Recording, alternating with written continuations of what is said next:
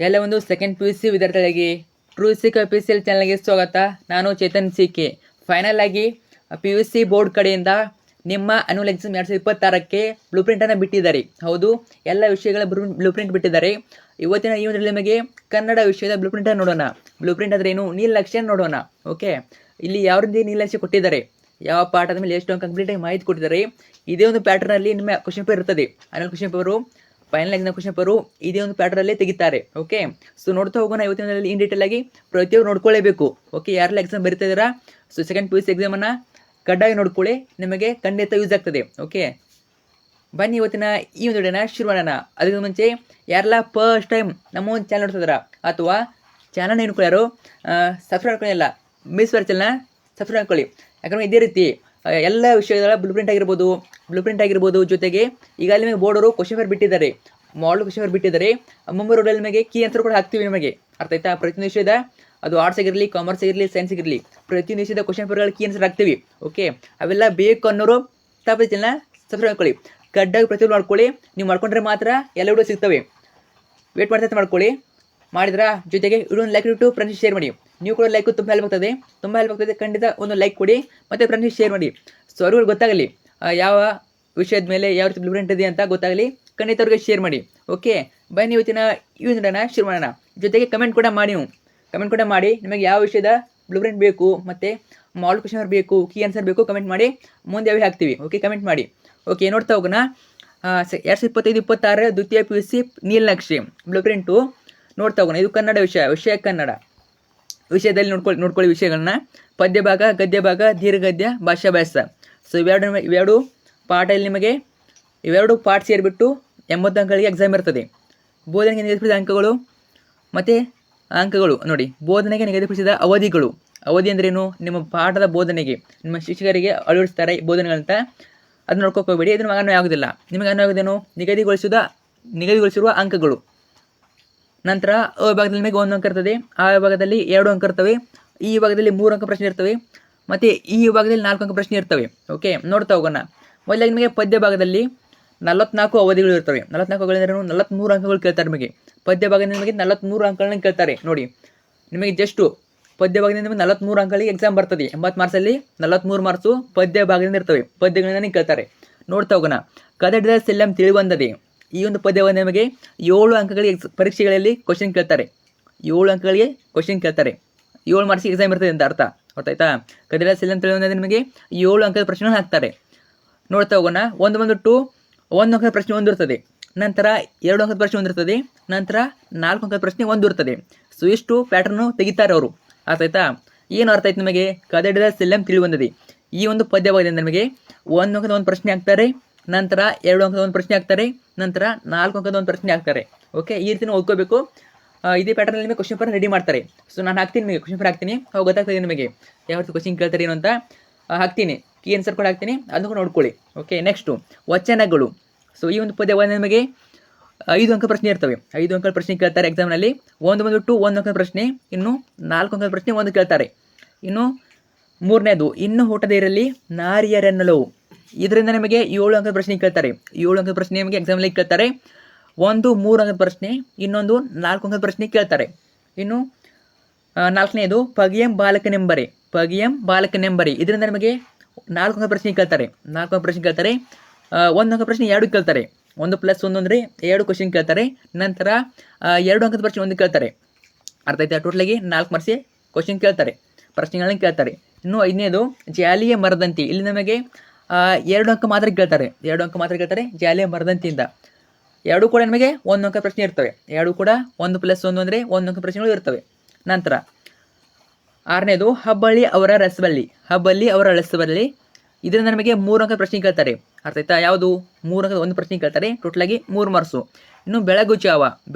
ಇದರಿಂದ ನಮಗೆ ಇಲ್ಲಿ ಕೂಡ ಸೇಮು 3 ಅಂಕದ ಪ್ರಶ್ನೆ ಕೇಳ್ತಾರೆ. 3 ಅಂಕ ಪ್ರಶ್ನೆ ಕೇಳ್ತಾರೆ. 1 ಅಂಕದ ಪ್ರಶ್ನೆ, ಇನ್ನೊಂದು 2 ಅಂಕದ ಪ್ರಶ್ನೆ ಕೇಳ್ತಾರೆ. ನೋಡ್ಕೊಳ್ಳಿ, ನೀವು ಸ್ಕ್ರೀನಲ್ಲಿ ಕೊಟ್ಟಿದ್ದೀನಿ. ಇನ್ನು ಪ್ರಶ್ನೆ ಸಂಖ್ಯೆ 8 ಅಂದರೆ 8ನೇ ಪದ್ಯ ಭಾಗ ಇದು. ಮುಂಬೈ ಜಾತಕದಿಂದ ನಿಮಗೆ 4 ಅಂಕ ಪ್ರಶ್ನೆ ಕೇಳ್ತಾರೆ. 4 ಅಂಕ ಪ್ರಶ್ನೆ ಒಂದಿರ್ತದೆ. ಟೋಟಲಾಗಿ 4 ಮಾರ್ಕ್ಸು. ಅರ್ಥ ಆಯ್ತಾ? ಇನ್ನು ನೆಕ್ಸ್ಟ್ ಹೋಗೋಣ. 9ನೇದು ಶಿಲುಬೆ ಏರಿದ್ದಾನೆ. ಇದರಿಂದ ನಮಗೆ 3 ಅಂಕದ ಪ್ರಶ್ನೆ ಕೇಳ್ತಾರೆ. ಈ ಒಂದು ಪದ್ಯವನ್ನು ನಮಗೆ 3 ಅಂಕ ಪ್ರಶ್ನೆ ಕೇಳ್ತಾರೆ. ಒಂದು ಬಂದುಬಿಟ್ಟು 1 ಅಂಕದ ಪ್ರಶ್ನೆ, ಇನ್ನೊಂದು 2 ಅಂಕದ ಪ್ರಶ್ನೆ. ಇನ್ನು 10ನೇದು, ಒಂದು ಹೂ ಹೆಚ್ಚಿಗೆ ಇಡುತ್ತೀನಿ. ಒಂದು ಹೂ ಹೆಚ್ಚಿಗೆ ಇಡುತ್ತೀನಿ. ಈ ಒಂದು ಪದ್ಯ ಬಂದ ನಿಮಗೆ 3 ಅಂಕದ ಪ್ರಶ್ನೆ ಕೇಳ್ತಾರೆ. 3 ಅಂಕದ ಪ್ರಶ್ನೆ ಒಂದು ಕೇಳ್ತಾರೆ, ಟೋಟಲಾಗಿ 3 ಮಾರ್ಕ್ಸು. ಇನ್ನು 11ನೇ ಪ್ರಶ್ನೆ, ಹತ್ತಿ ಚಿತ್ತ ಮತ್ತು. ಇದನ್ನು ನಮಗೆ 1 ಅಂಕದ ಪ್ರಶ್ನೆ ಮಾತ್ರ ಕೇಳ್ತಾರೆ.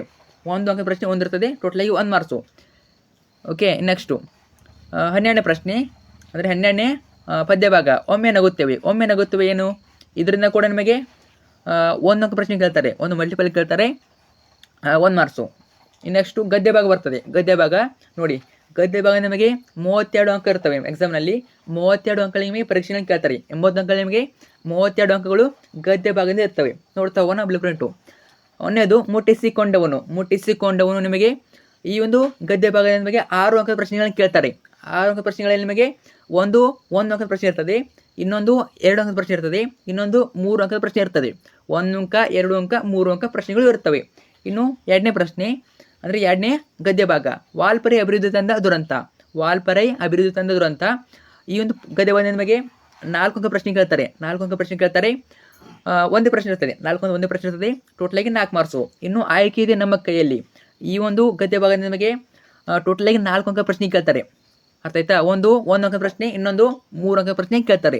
ಇನ್ನು ಕನ್ನಡವನ್ನು ಕಟ್ಟುವ ಕೆಲಸ, ಟೋಟಲಾಗಿ 3 ಅಂಕಗಳನ್ನ ಪರೀಕ್ಷೆಯಲ್ಲಿ ಕ್ವಶನ್ ಕೇಳ್ತಾರೆ. 3 ಅಂಕ ಕೇಳ್ತಾರೆ, ಒಂದೇ ಇರ್ತದೆ. ಅರ್ಥ ಆಯ್ತಾ? ಯಾವುದು ಒಂದೇ ಇರಲ್ಲ, 2 ಇರ್ತವೆ ನೋಡಿ. ಆಯ್ಕಿದೆ ನಮ್ಮ ಕೈಯಲ್ಲಿ. ಸೊ ಆಯ್ಕಿದೆ ನಮ್ಮ ಕೈಯಲ್ಲಿ, ನಿಮಗೆ ನೋಡ್ಕೊಳ್ಳಿ, ಅಬ್ಸರ್ವ್ ಮಾಡಿ. ಆಯ್ಕಿದೆ ನಮ್ಮ ಕೈಯಲ್ಲಿ 4 ಅಂಕ ಪ್ರಶ್ನೆ ಕೇಳ್ತಾರೆ. 4 ಅಂಕ ಪ್ರಶ್ನೆ ಕೇಳ್ತಾರೆ. ಇಲ್ಲಿ 1 ಅಂಕದ 1 ಪ್ರಶ್ನೆ ಇರ್ತದೆ, 1 ಅಂಕ 1 ಪ್ರಶ್ನೆ ಇರ್ತದೆ, ಇನ್ನು 3 ಅಂಕದ 1 ಪ್ರಶ್ನೆ ಇರ್ತದೆ. ಅರ್ಥ ಆಯ್ತಾ? ಇನ್ನೆಷ್ಟು ಕನ್ನಡವನ್ನು ಕಟ್ಟುವ ಕೆಲಸ.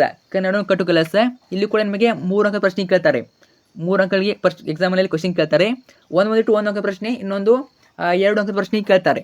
ನಂತರ ದನಿಗಳ ಬೆಳೆಯೋಟ, ಇದರಿಂದ ಟೋಟಲಾಗಿ 5 ಮಾರ್ಕ್ಸ್ ಎಕ್ಸಾಮಲ್ಲಿ ಕ್ವಶನ್ ಕೇಳ್ತಾರೆ. ಅದರಲ್ಲಿ 1 ಅಂಕದ ಪ್ರಶ್ನೆ ಒಂದು, ಇನ್ನು 4 ಅಂಕದ ಪ್ರಶ್ನೆ ಒಂದು ಇರ್ತದೆ. ಇನ್ನು 6ನೇ ಪ್ರಶ್ನೆ, 6ನೇ ಗದ್ಯ ಭಾಗ, ಬದುಕನ್ನು ಪ್ರೀತಿಸಿದ ಸಂತ. ಬದುಕನ್ನು ಪ್ರೀತಿಸಿದ ಸಂತ. ಇಲ್ಲಿ ಬಂದ್ಬಿಟ್ಟು ನಿಮಗೆ 3 ಅಂಕಗಳೇ ಕ್ವಶನ್ ಕೇಳ್ತಾರೆ. 3 ಅಂಕಗಳು ಕೇಳ್ತಾರೆ. ಅದರಲ್ಲಿ 1 ಅಂಕದ 1 ಪ್ರಶ್ನೆ, ಇನ್ನೊಂದು 2 ಅಂಕದ 1 ಪ್ರಶ್ನೆ ಇರ್ತದೆ. ನಂತರ 7ನೇದು, ತಿರುಳುಗನ್ನಡದ ಬೆಳ್ನುಡಿ. ತಿರುಳುಗನ್ನಡದ ಬೆಳ್ನುಡಿ, ಇದರಿಂದ ನಮಗೆ ಟೋಟಲಾಗಿ 4 ಮಾರ್ಕ್ಸಿಗೆ ಎಕ್ಸಾಮ್ ಕೇಳ್ತಾರೆ. ಎಕ್ಸಾಮಲ್ಲಿ ಕ್ವಶನ್ ಕೇಳ್ತಾರೆ.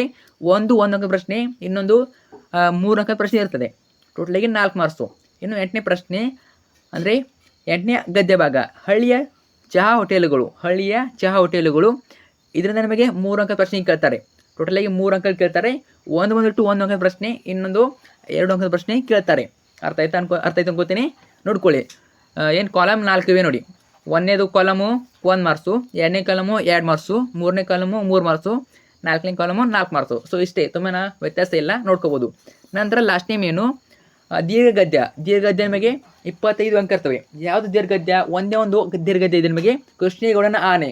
ನಾನು ಪ್ರತಿಯೊಂದರಲ್ಲಿ ಹೇಳ್ತೀನಿ ನಿಮಗೆ, ಪ್ರತಿಯೊಂದು ಹೇಳ್ತಾನೆ ಇರ್ತೇನೆ. ಕೃಷ್ಣೇಗೌಡನ ಆನೆಯಿಂದ ನಿಮಗೆ ಟೋಟಲಾಗಿ 25 ಮಾರ್ಕ್ಸ್ ಎಕ್ಸಾಮಲ್ಲಿ ಕ್ವಶನ್ ಕೇಳ್ತಾರೆ. 25 ಅಂಕ ನಿಮಗೆ ಕ್ವಶನ್ ಕೇಳ್ತಾರೆ. ಅರ್ಥ ಆಯ್ತಾ? ವೆರಿ ವೆರಿ ಇಂಪಾರ್ಟೆಂಟು ದೀರ್ಘಗದ್ಯ. ಕೃಷ್ಣೇಗೌಡ ಆನೆ ಮೇಲೆ 25 ಅಂಕ ಫಿಕ್ಸ್ ಒಂದೇ ಬರ್ತವೆ. ನೋಡ್ತಾ ಹೋಗೋಣ. ನೋಡಿ, 4ನೇದು ಭಾಷಾಭ್ಯಾಸ 20 ಅವಧಿಗಳು. ಒಟ್ಟು ಪ್ರಶ್ನೆಗಳು ಮತ್ತು ಅಂಕಗಳು ನೋಡ್ಕೊಳ್ಳಿ. ಟೋಟಲಾಗಿ ನಮಗೆ 25 ಅಂಕಗಳಿಗೆ ಪ್ರಶ್ನೆಗಳನ್ನ ಕೇಳ್ತಾರೆ. ಯಾವೆಲ್ಲ ಕೇಳ್ತಾರೆ ಅಂದರೆ, 1 ಅಂಕ ಪ್ರಶ್ನೆಗಳು 3 ಕೇಳ್ತಾರೆ. 1 ಅಂಕ ಪ್ರಶ್ನೆಗಳು 3 ಕೇಳ್ತಾರೆ. ಇನ್ನು 2 ಅಂಕದ ಪ್ರಶ್ನೆಗಳು 4 ಕೇಳ್ತಾರೆ. ಇನ್ನು 3 ಅಂಕ ಪ್ರಶ್ನೆಗಳು 2 ಕೇಳ್ತಾರೆ. 4 ಅಂಕ ಪ್ರಶ್ನೆಗಳು 2 ಕೇಳ್ತಾರೆ. ಟೋಟಲಾಗಿ 25 ಮಾರ್ಕ್ಸ್ ನಿಮಗೆ ಕ್ವಶನ್ಗಳನ್ನ ಕೇಳ್ತಾರೆ ಕೃಷ್ಣೇಗೌಡನ ಆನೆಯಿಂದ. ಚೆನ್ನಾಗಿ ಓದ್ಕೊಳ್ಳಿ. ಸೊ ಇಷ್ಟು ಈ ಒಂದು ಬ್ಲೂ ಪ್ರಿಂಟು. ನೆಕ್ಸ್ಟ್ ಬರುವಂಥ ವಿಡಿಯೋಗಳ ನಮಗೆ ಇಂಗ್ಲೀಷ್ ಹಾಕ್ತೀನಿ. ಓಕೆ, ಇಂಗ್ಲೀಷ್ ಹಾಕ್ತೀನಿ. ನಂತರ ಆರ್ಟ್ಸು, ಕಾಮರ್ಸು, ಸೈನ್ಸು ಪ್ರತಿಯೊಂದು ವಿಷಯ ಹಾಕ್ತೀನಿ.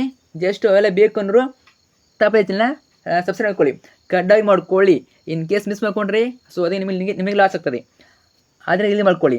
ಜೊತೆಗೆ ಕಮೆಂಟ್ ಕೂಡ ಮಾಡಿ, ನಿಮಗೆ ಯಾವ ವಿಷಯಗಳು ಬೇಕು ಕಮೆಂಟ್ ಮಾಡಿ. ನೀವು ಆರ್ಟ್ಸಾ, ಕಾಮರ್ಸ್, ಸೈನ್ಸಾ ಅವೆಲ್ಲ ಸಬ್ಜೆಕ್ಟ್ನ ಕಮೆಂಟ್ ಮಾಡಿ. ಸೊ ನೆಕ್ಸ್ಟು ಅವನ್ನೇ ಹಾಕ್ತೀವಿ. ಓಕೆ, ಕಮೆಂಟ್ ಮಾಡಿ, ಫ್ರೆಂಡ್ಸ್ಗೆ ಶೇರ್ ಮಾಡಿ. ಸೊ ಡೌಟ್ ಇದ್ರೆ ಕಮೆಂಟ್ ಮಾಡಿ, ಮುಂದೆ ಕೂಡ ಹಾಕ್ತೀವಿ. ನಿಮಗೆ 1 ಕ್ವಶನ್ ಪೇಪರ್ಸು ಕೀಯರ್ಸ್ ಕೂಡ ಹಾಕ್ತೀವಿ. ವೇಟ್ ಮಾಡ್ತಾರೆ. Thank you so much.